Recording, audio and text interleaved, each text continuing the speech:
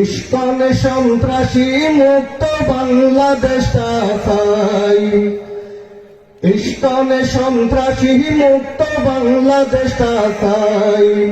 সরকারকে এই আবেদন আমরা জানাই, ইসকন সন্ত্রাসী মুক্ত বাংলাদেশ চাই। আপনারা চান কিনা? ইতিমধ্যে বাংলাদেশের মধ্যে নতুন একটা ক্যান্সার সৃষ্টি হয়েছে, ইসকন নামক, যারা বাংলাদেশ সাম্প্রদায়িক সম্প্রীতির বাংলাদেশকে আজকে ধূলিসাৎ করে দিয়ে আমাদের এই কষ্ট অর্জিত স্বাধীন বাংলাদেশকে শান্তিটাকে বিশৃঙ্খলা সৃষ্টি করার পায় তারা সৃষ্টি করতেছে। তাদেরকে আমরা নিষিদ্ধ চাই। আপনারা চান কিনা?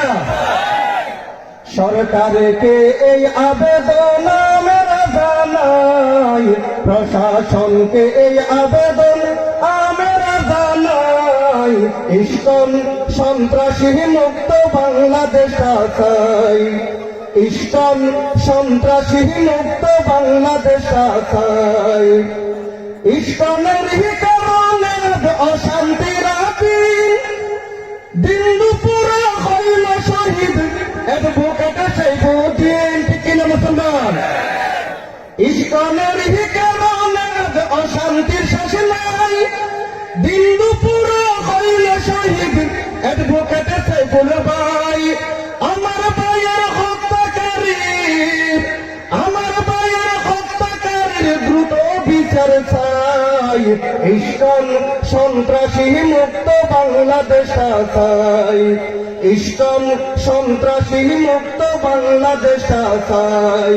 সরকারকে এই আবেদন আমরা জানাই, প্রশাসনকে এই অনুরোধ আমরা জানাই, ইসকন সন্ত্রাসী মুক্ত বাংলাদেশ চাই। সাম্প্রদায়িক সম্প্রীতিতে সেরা একটি দেশ, ইসকনের কারণে আজ হতে যাচ্ছে শেষ। ঠিক না মুসলমান? সাম্প্রদায়িক সম্প্রীতিতে অনন্য এক দেশ, জঙ্গিবাদের কারণে আজ হয়ে যাচ্ছে শেষ।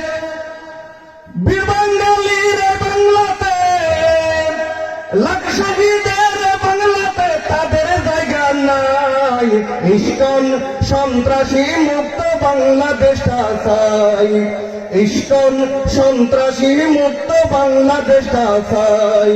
প্রশাসনকে এই অনুরোধ আমরা জানাই, ইসকন সন্ত্রাসী মুক্ত বাংলাদেশ চাই।